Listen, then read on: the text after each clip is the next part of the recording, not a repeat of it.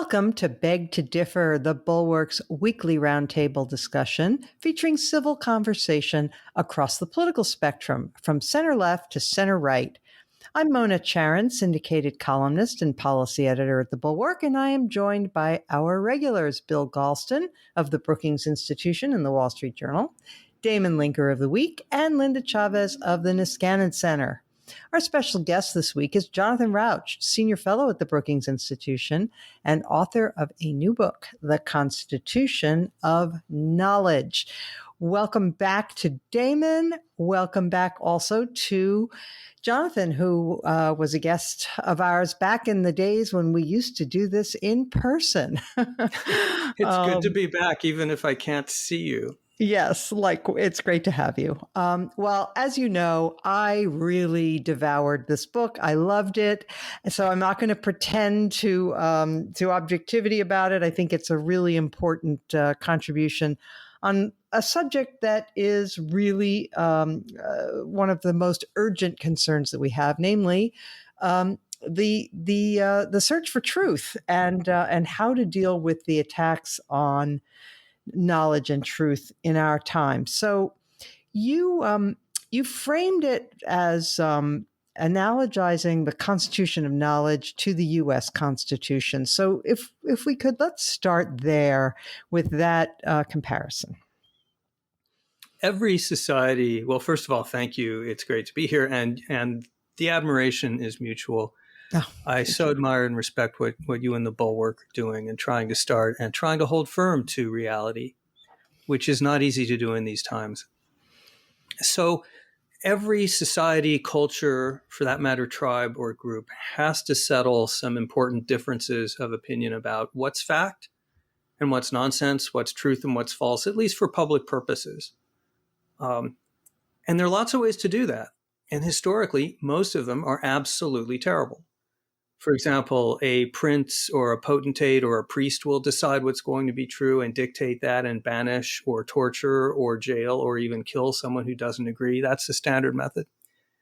Another is for people to divide into sects. Each one believes different things. They can't talk to each other. They go to war with each other or drift apart.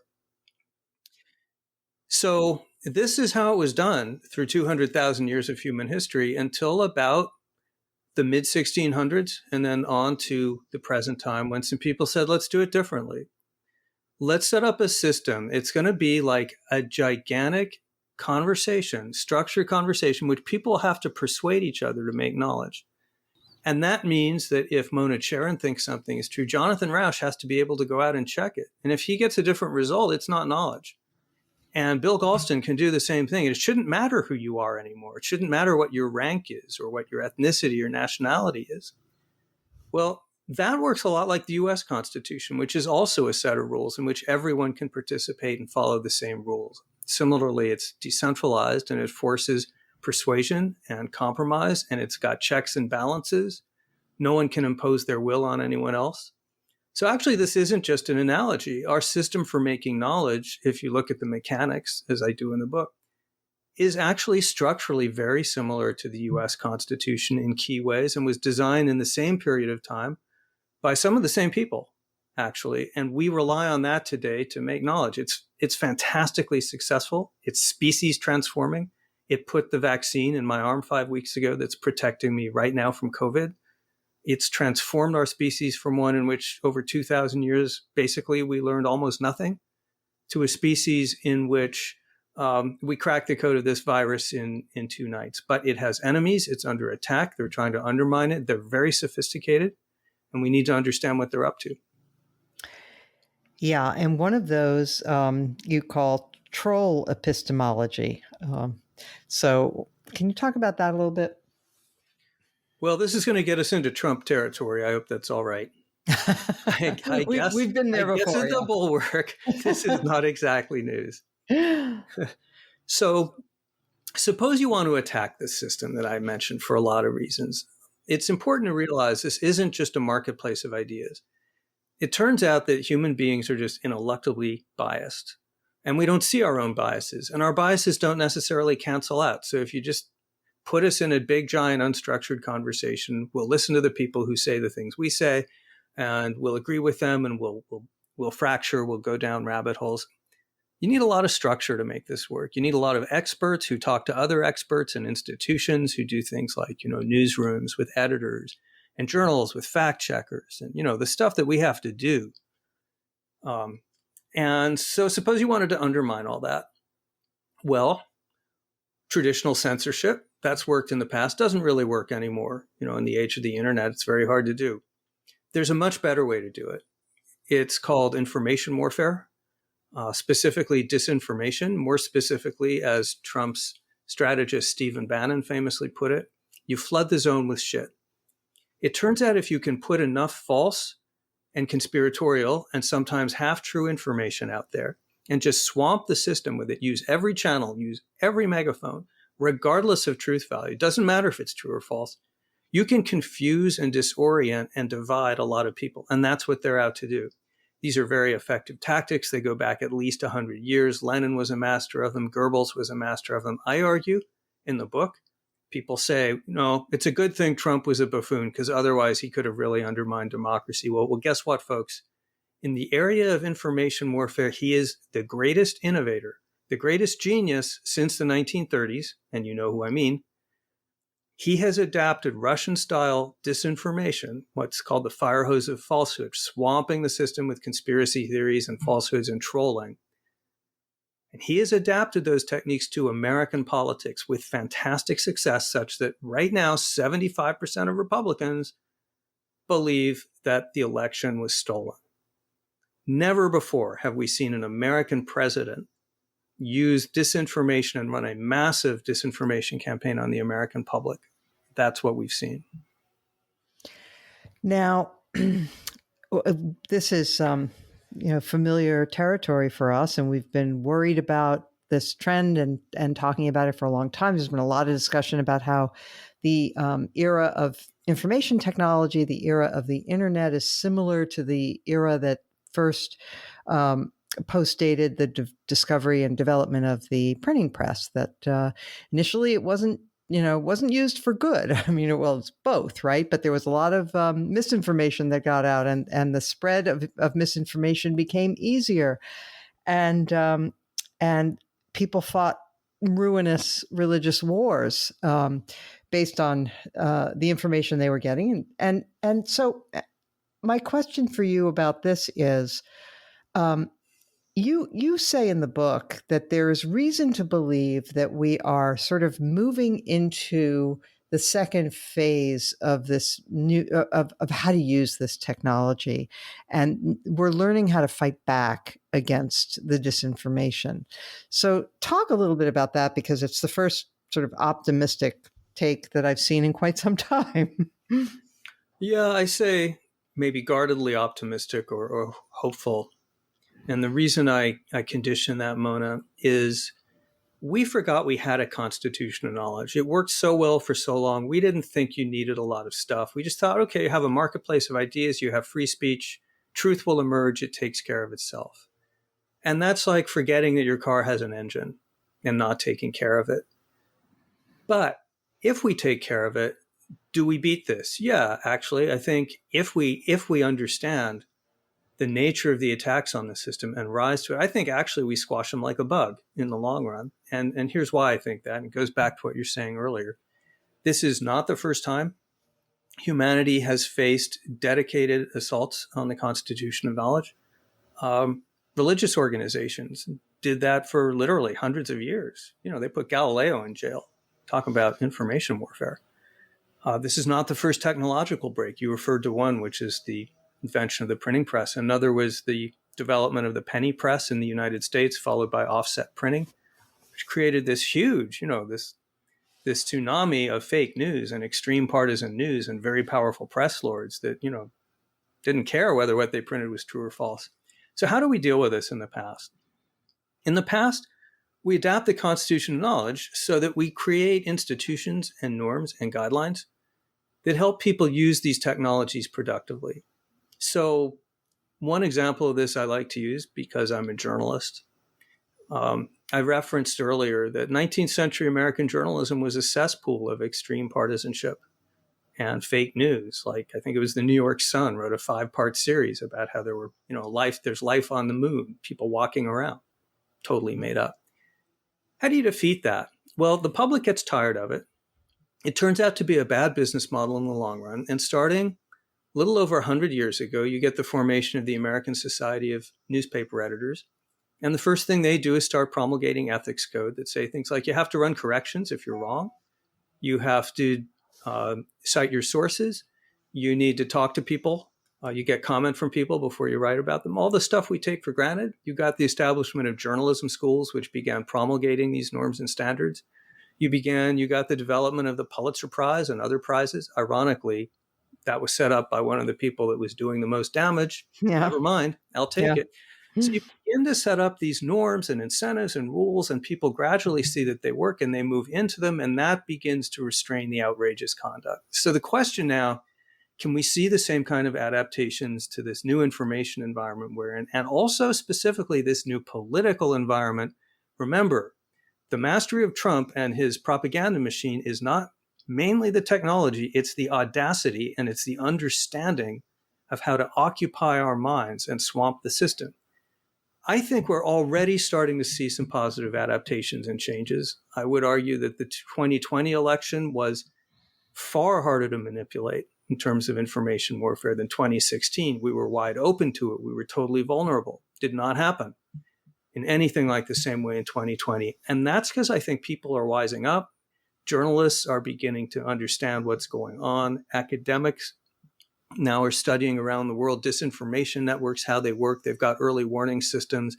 Facebook and Twitter are starting to look at changes in their products and also in their policies that make it harder to troll everybody and spread conspiracy theories. It's lots of stuff on lots of fronts, but that's how you solve this, an all society response. That's what works if anything works. I'm not saying it's automatic.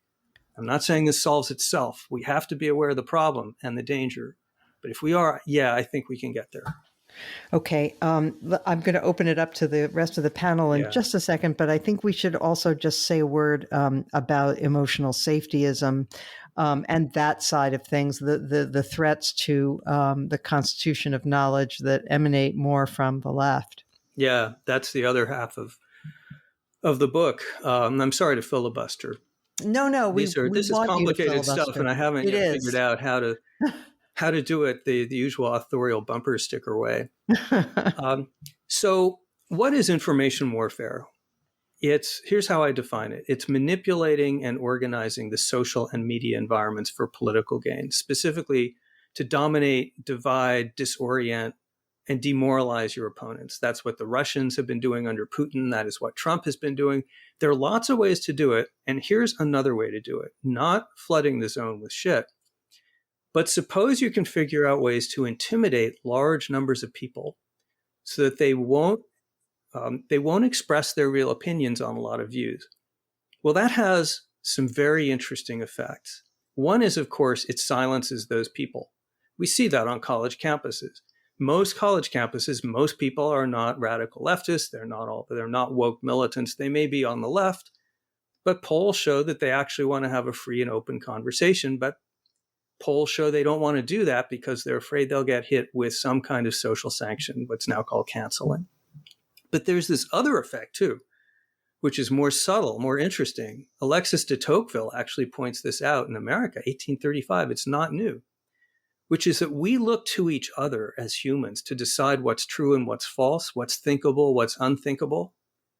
So if you can game the environment by intimidating enough people so there's a lot of self-censorship, I'll look to you, Mona, to decide what we can talk about and what might actually be true. You'll be looking to me, but we'll both have been in this distorted and skewed environment where one point of view is not being heard. And we'll actually change our opinions to reflect that. You can actually manipulate public opinion by manipulating the environment to chill one side of the argument. So that's one of the reasons the Soviet Union goes to such trouble to keep dissidents quiet.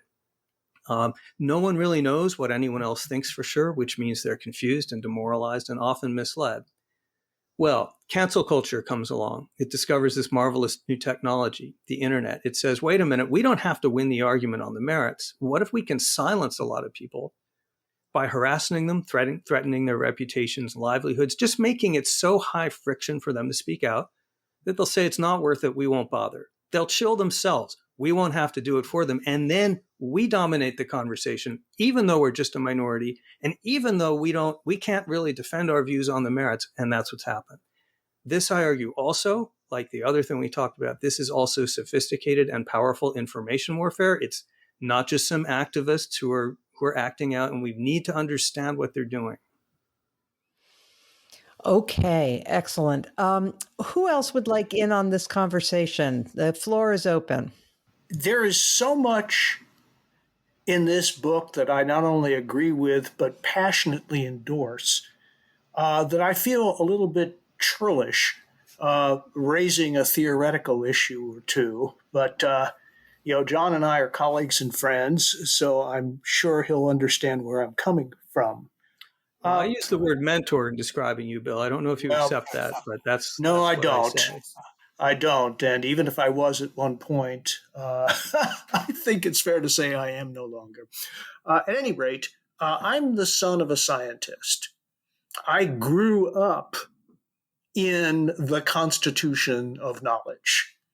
I know exactly what you're talking about. And I know when the system is at its best. I know when it malfunctions, and your description of its corrective mechanisms is absolutely accurate. Here is my question. Is a political community a truth-seeking community in the same way that a scientific community is? And let me frame this question by referring to one of your heroes in this book, namely Abraham Lincoln. Now, Lincoln clearly believed that the most important constituting document of the United States of America was the Declaration of Independence. And in the Declaration of Independence, we famously encountered the phrase, "We hold these truths to be self-evident." That is to say, not in need of discussion, beyond discussion. Now, suppose someone comes along and says, well, you Americans think that all human beings are created equal and endowed with certain inalienable rights, but in fact, here are 11 objections that I, as a philosopher, raise to that.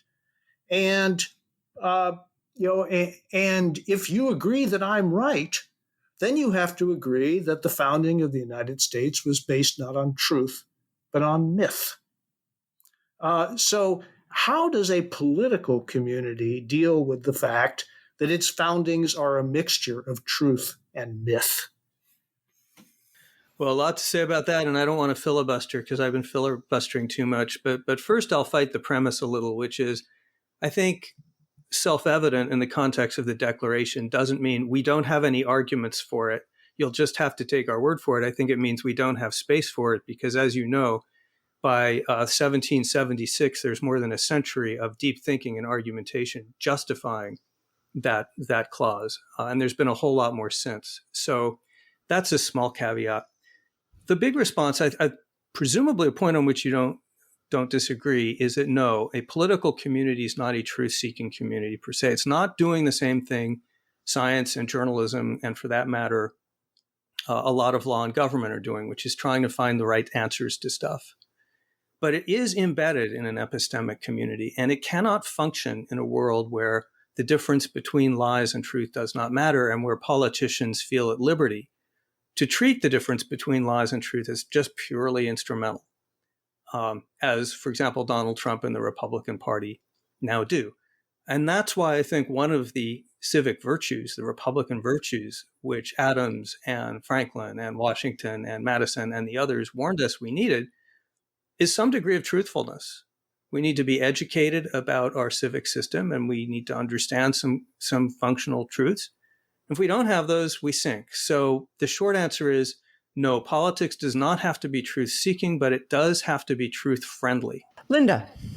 Well, I have not read the book yet, but I have read the national affairs piece that I think was probably the germ of the book.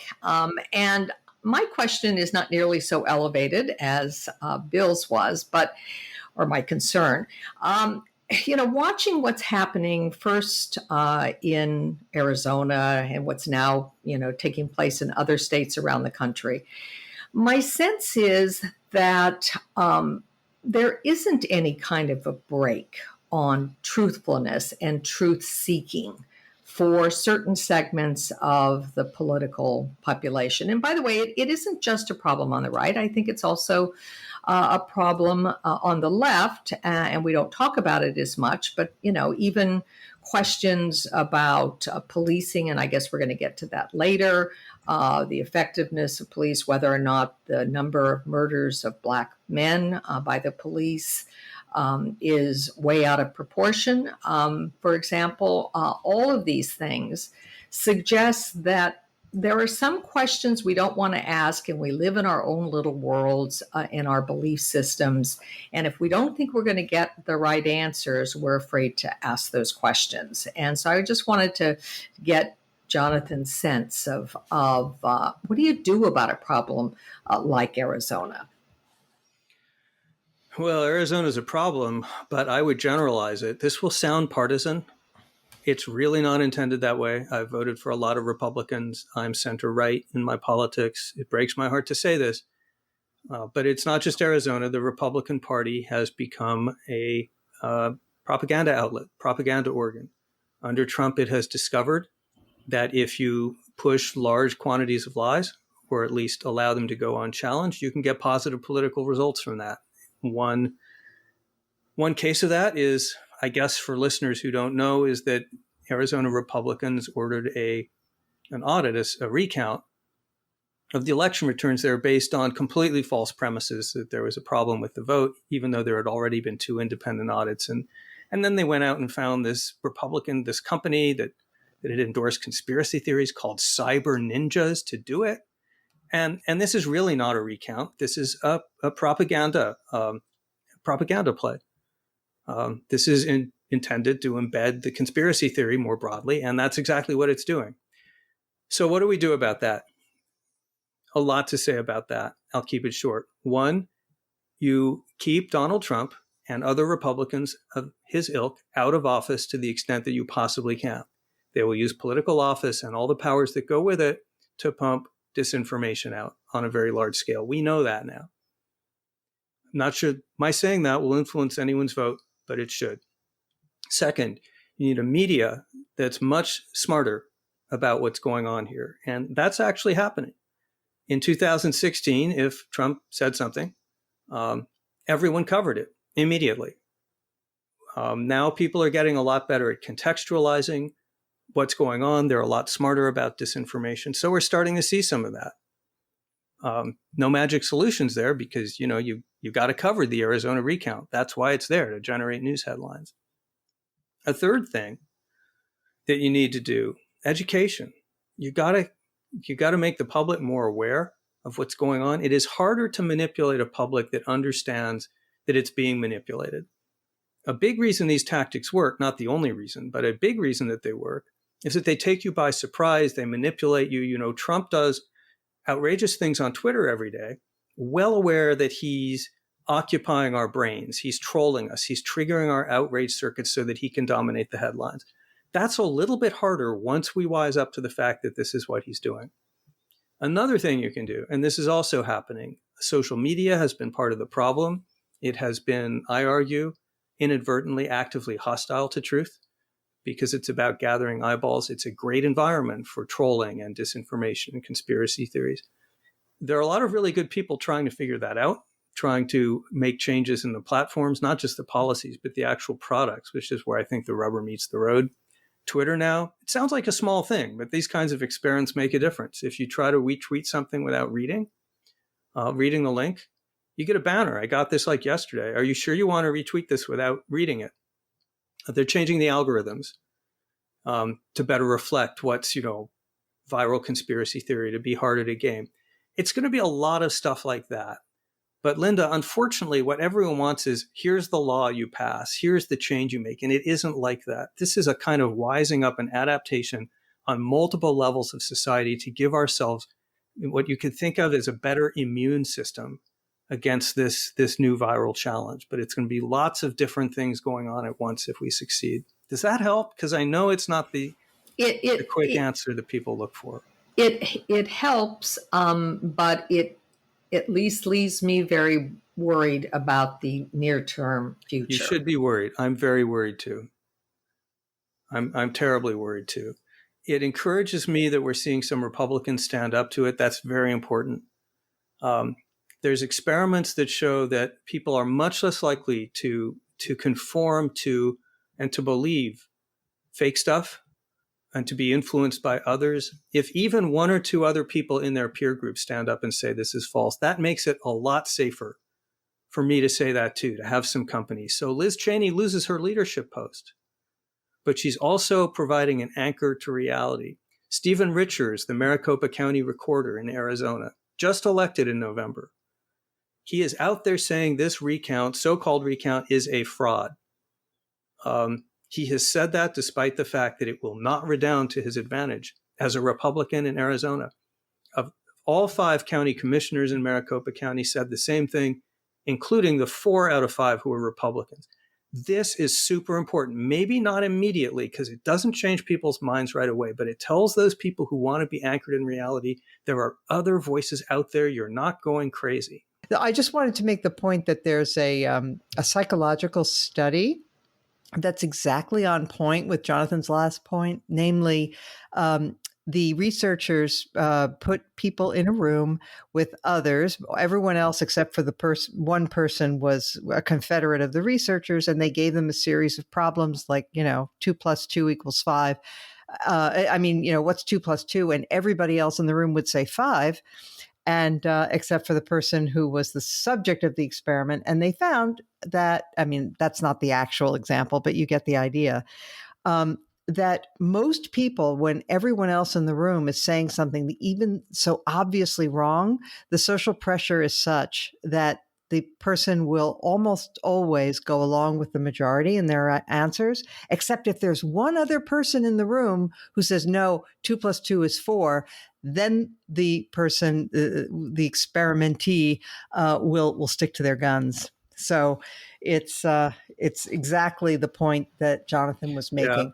Yeah, I was just talking about those experiments the other day, and it's just very important to remember that. People say, how will you ever convince these masses of people who believe that there was a gigantic fraud in the 2020 election? And the answer is you don't have to convince masses of people. You need to convince enough people to start providing anchors to reality so that you can start changing the direction of that conversation. We've gone a little long on this segment, but it's completely worth it. I would just commend the book to our listeners. Again, it's called The Constitution of Knowledge. Where can people get it, Jonathan? Everywhere, anywhere and everywhere. All right. All the online places, Barnes & Noble, Amazon. You can get it in bookstores. It's coming out it'll be out on June 22nd.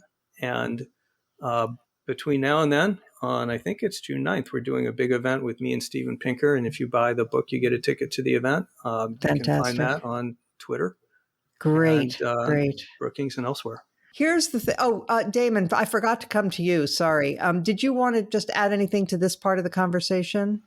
Not too much. I would just say that I'm sorry. I also have not read the book, as Linda said earlier about herself. So I figured I would hang back and let Jonathan talk about it because it sounds so great and so important. I want listeners to hear what's in the book, and I will be reading it very eagerly. I guess my general standpoint on these questions is to agree with you on pretty much everything, but to be a little bit more pessimistic in the end, because I think in a way the best historical context for what you described is the point you made several minutes ago about how the development of kind of journalistic norms of truth telling and editorial ethics and fact checking, these things were developed at a specific point in time, and they seem to be dying now, which might mean that we're reverting to more of a kind of American historic norm, with the long mid 20th century being a kind of outlier. So in that way, I see our current moment as a kind of reversion to kind of an American berserk, to quote a famous novelist who once described that, the indigenous American berserk, facilitated by the rise of social media. And so I would love to, but have never lived through the process of such norms being conjured out of nothing and instituted. My experience is of them already being there and then collapsing. So I agree with you entirely that that's exactly what we need, is for them to be reconstituted. But I have to hard. take a leap of faith to believe that it's actually going to happen. So, Damon, that's such an important point. And it's really hard to write a book like this because you want to give people reasons for optimism, and we have a lot, but you don't want them to be complacent. And the answer to your question depends on what happens next, and it depends on the choices people make next. There is deterioration in the media's commitment, I think, to the Constitution of knowledge. Mainstream media, Fox News, I think, is already out the door, working a different model, something more like a propaganda model. But this deterioration is partly driven because newsrooms don't have enough ideological diversity to check their bias. They're becoming somewhat more aware of it, but it's an ongoing problem. The bigger reason, frankly, is economic, because following all these rules and strictures and checking everything and going back to people and having layers of editors, it's all way more expensive than just chasing eyeballs by running whatever comes in the door, even if it's a press release from Russian trolls. And we don't have solutions to those problems yet. And so I'm not going to tell you that the point you make, that there's an easy way out of this and that, there's magic reconstitution of norms and institutions. We will have to make a deliberate effort, as was done 100 years ago, to make this stuff happen. If I may just add a bon mot from your book, which is probably apt here, where you were talking about the difficulties that attend this kind of a project, and you quoted a wag as saying, "Where developing the rule of law is concerned, the first 5 centuries are the hardest." So, all right.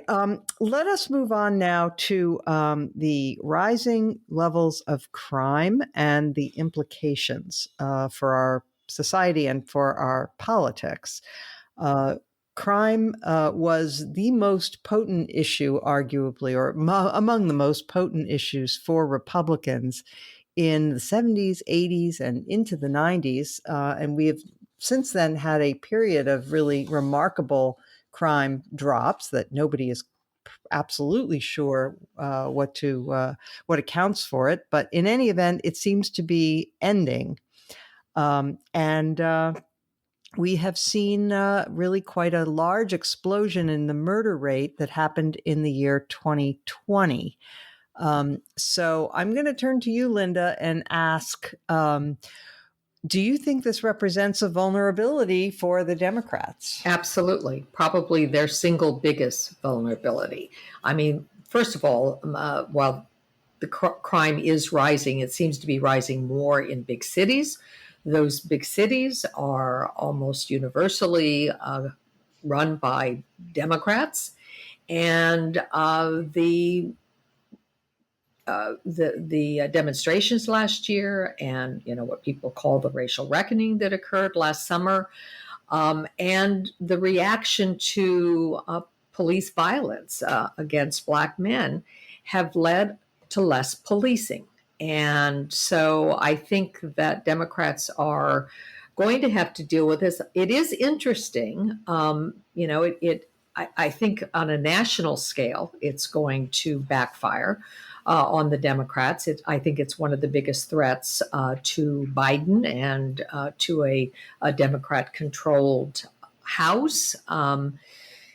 And I think will also make it difficult for the Democrats to expand in the Senate. But there was an election. I think it was just last week in Philadelphia, and the district attorney who was running for election there, Larry Krasner, was reelected, despite the fact that Philadelphia itself has had one of the largest increases in crime. I think it had.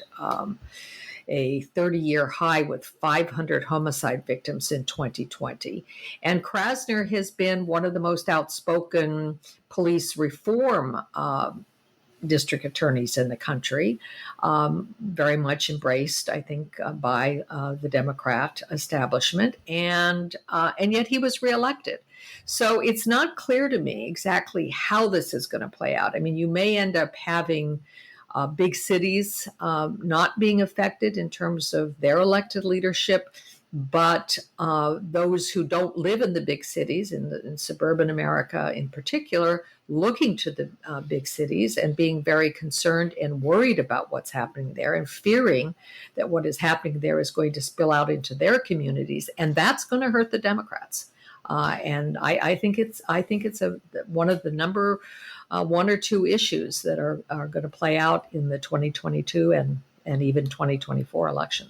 Damon, the big spike in murders that happened in 2020, of course, did not happen on the Democrats' watch, at least not at the national level. Trump was in the White House. And admittedly, it was against a low baseline since we've had a 20-year decline in crime rates. So we're still, even though we've had a spike in murders, for example, we're still not anywhere near the levels that we saw like in the early 90s. Still, there is no question that the Democratic Party is the one that had activists saying defund the police. After the 2018 midterms, Abigail Spanberger, who represents a swing district in Virginia that actually went for Trump, excoriated her colleagues for permitting that kind of talk to get going. And she said it damaged many Democratic candidates. Yeah, I mean, I think there, as with everything else, 2020 is a strange year, and we really won't know for sure for a little while whether this proves to be kind of a new late 60s into the 90s, the early 90s, where we had a massive increase in crime that persisted for a long time and had all kinds of political and social ramifications, including white flight into the suburbs, and we're remaking the ideological breakdown of the parties to a certain extent. The whole phenomenon of Reagan Democrats had a lot to do with this. So big things could happen, but it is early. 2020 was a very strange year. We're still kind of in the long 2020 in the sense that the economy has not completely rebounded. A lot of people are still at home, out of work more than they used to be. And then the reverberations following from the George Floyd murder a year ago continue throughout the culture. So all of these things could be generating what could turn out to be a spike that diminishes within another year. And if that's true, hopefully this would recede as an issue. But if it doesn't, I agree, of course, with what Linda was saying completely, that this is, and with you too, Mona, that this is a potential immense vulnerability for Democrats, despite what James Carville, the famed Clinton campaign manager from 1992, he wrote I think it was in the Wall Street Journal, a column within the last day or so, in which he took a very hard, strong Democratic line saying that, well, all this happened on Trump's watch, and he personally was a criminal, and he encouraged criminality, and he pardoned all the criminals in his administration.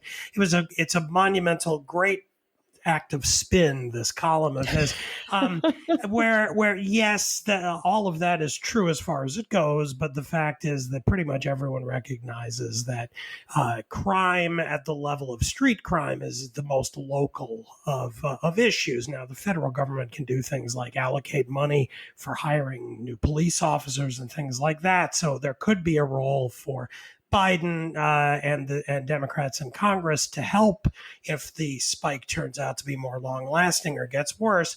But the fact is that it's not as if Trump was like actively encouraging people to go out and murder people on the street and then refusing to lock them up. He was also very harsh law and order president and candidate on the stump in 2020. So that's at most kind of mixed bag. So in general, Democrats always recognize that this is a vulnerability of theirs. Their stance on crime, although I think having all kinds of things to recommend it, does tend to kind of muddy the waters and look for kind of root causes and seeking to downplay the harshness of the criminal justice system, which again, I think has a lot to go for it in moral terms. But when the rubber meets the road and we're dealing with people being murdered on the streets of American cities,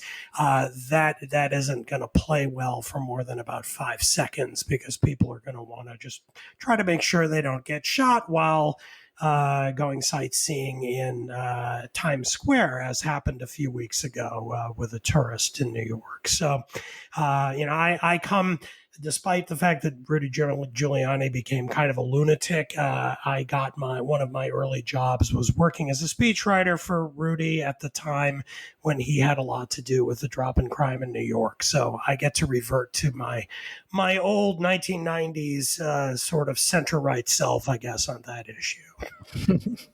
So I too noticed the Carville piece, and it just reminded me of a little bit of the Jesse Jackson presidential campaign in the 80s, where he was trying to say that crime in the suites was more important than crime in the streets, which is something that just doesn't go over that well with most people. But it rhymes. Yeah, well, Jesse was known for that.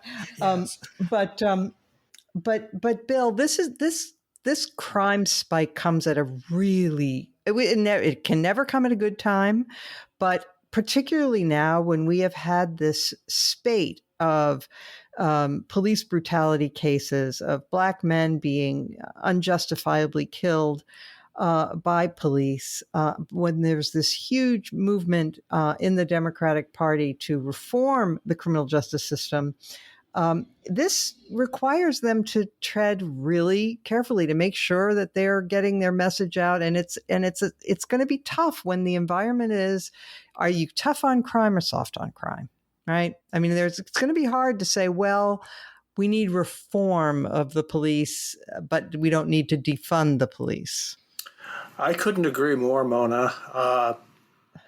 The clash between defend the police and defund the police is a dialogue of the deaf that really doesn't meet the current challenge.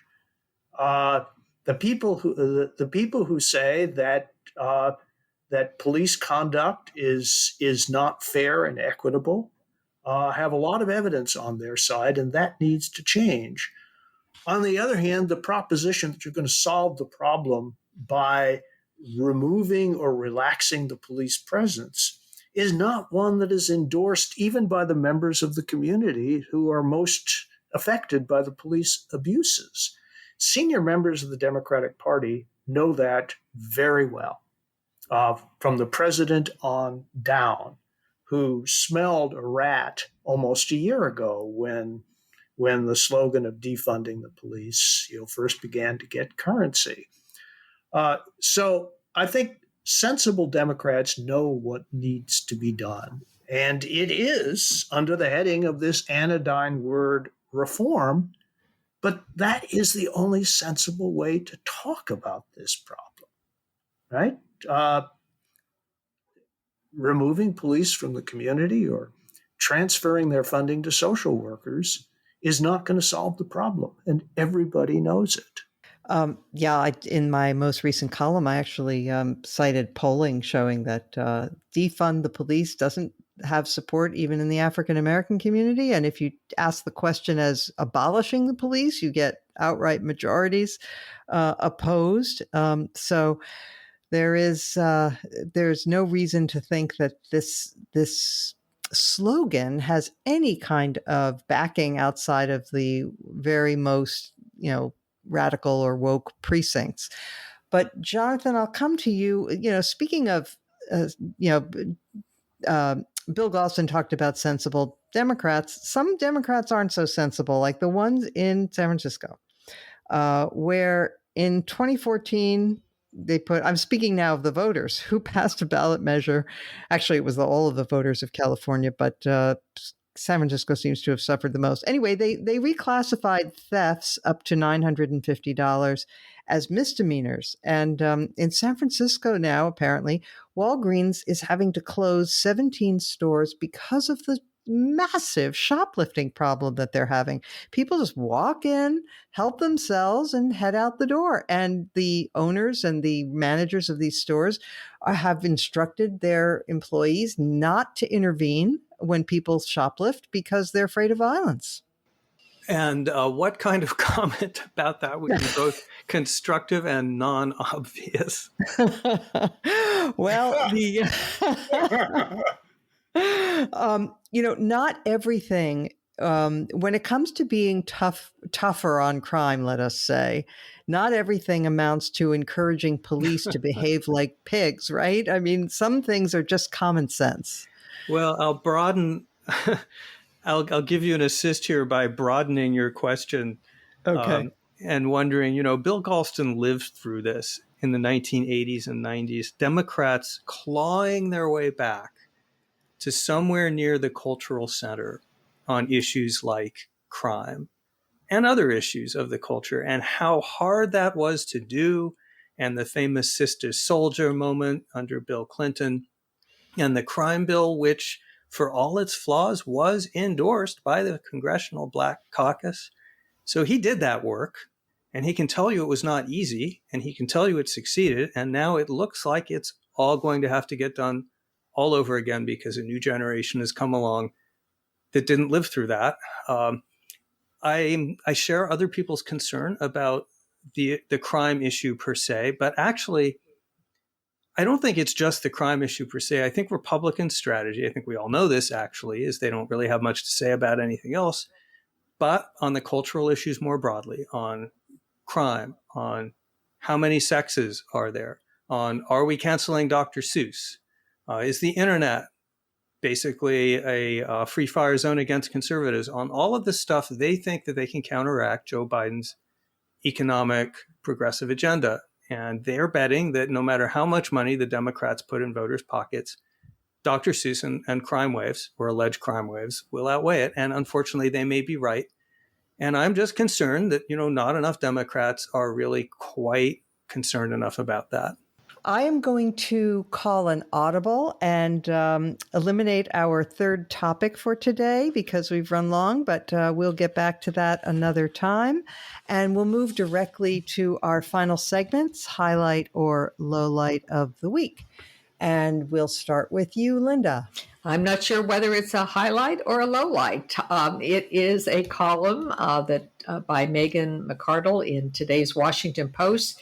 And she writes about a decision that was made at the University of North Carolina on tenure, and it involves Nicole Hannah Jones, who, for those who don't know, is the impetus behind the 1619 Project.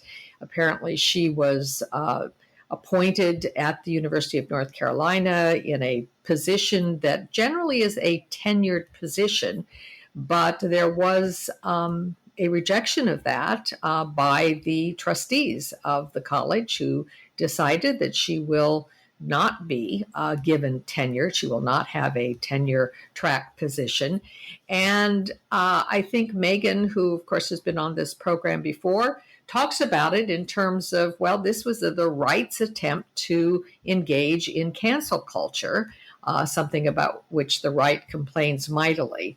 And I think that's true, but I'm not at all sure that, the decision not to give tenure to somebody who lacks a PhD and who has been the author or the impetus, at least, behind a very controversial curricula curriculum for the school having to do with race and history is necessarily a bad decision. So haven't made up my mind whether it's good or bad, but it is noteworthy. Okay, Damon Linker. Well, instead of pointing to something I've read or seen or listened to over the last week or so, I just want to drop something down into the podcast here for future discussion, which is inevitable. We will be discussing it, perhaps even next week. The Biden administration's first proposed federal budget, which is going to be officially announced tomorrow on Friday, but of course it leaked today early. It turns out that it is going to be roughly $6 trillion, which is a 25% rise from the last approved Trump budget, which was $4.79 trillion. And the budget assumes, as they always do, kind of out into the future, that by the year 2031, that the federal budget would be $8.2 trillion, which would be 37% higher than what the Biden administration is proposing for next year, over the next 10 years. I just want to say, wow, that's a lot of money. This is World War II level spending, not as a 4-year emergency measure of fighting a war on two fronts around the world from a standing start, which is what we were doing in World War II, but a new normal. This is Joe Biden attempting to, the latest sign of the Biden administration's attempt to sort of pivot us into an era of federal spending, the likes of which we really haven't ever seen, unless you go back to the New Deal and where it started from and where it ended. But of course, we live right now with the welfare state that is itself a product of the New Deal and everything that's come since. So it's on top of that. I'm not going to come out against this and say that I oppose it on principle, because I don't. I'm a pragmatist about these things, and I do think we've neglected our public sphere a remarkable amount over recent decades, and there's a lot that needs to be done. By the same token, again, it's a lot of money. So much to discuss and ponder in future podcasts. But that, I think, it's a major, major deal. I can guarantee that we will be discussing this in future Beg to Differs. Yes. Bill Galston. We spent a fair amount of time in this podcast talking about the possible impact of crime on the 2022 elections and beyond. A number of Democratic pollsters have noted with alarm that Republicans seem energized at the grassroots level, and that Democrats are anything but. The Supreme Court could turn that around in one stroke. As most of the listeners probably know, it has decided to grant cert, that is, give a hearing and make a decision about the Mississippi abortion bill, which flatly contradicts Roe v. Wade. And this is a possible opportunity for the Supreme Court simply to overrule Roe, or at the very least, to neuter it. That would be a terrific way of getting Democrats, especially Democratic women, and not just Democratic women, by the way, into the streets. And so the political context for the 2022 midterm election could be defined by the Supreme Court. Great. Crime, abortion. How many other hot button cultural fights can we have in one year? Back to the Future. Right. Yep. We've seen this movie before. Yeah. Jonathan Rauch. Well, I didn't come prepared, but we can do highlights, right? Not just lowlights. Absolutely. Or just lights. So this didn't technically happen within the last 7 days, because I believe we're now on the 10th day.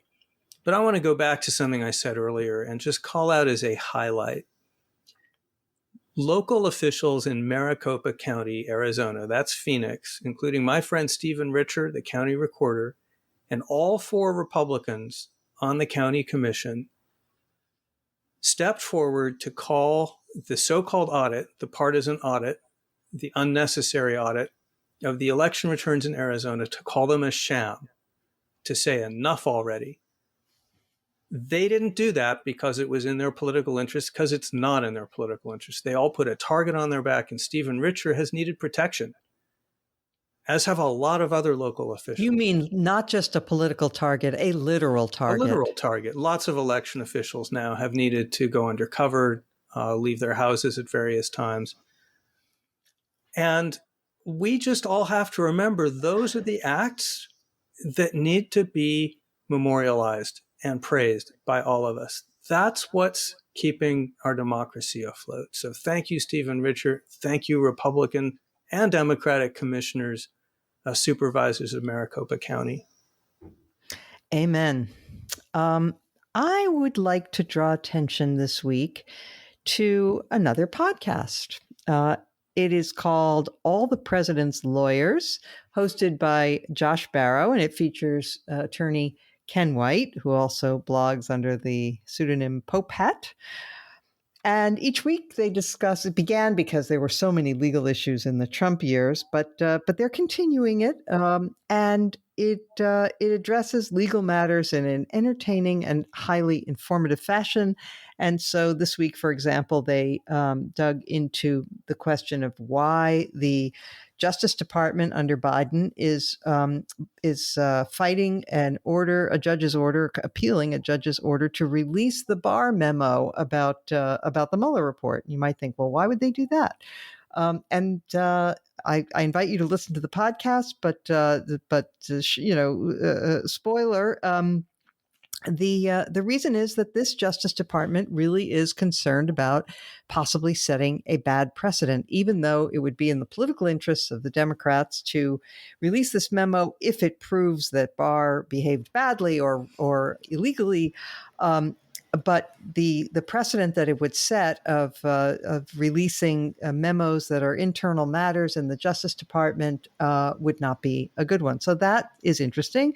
They also touched on the decision by the Manhattan DA to impanel a grand jury looking into former President Trump's possible illegal acts and throw a lot of cold water on everybody who's thinking they're going to see the former president led off in handcuffs anytime soon, and so forth. So it's very informative and also frequently very witty podcast, and I recommend it. And with that, I want to thank our guest, Jonathan Rauch, and thank you all for listening. We will return next week, as every week.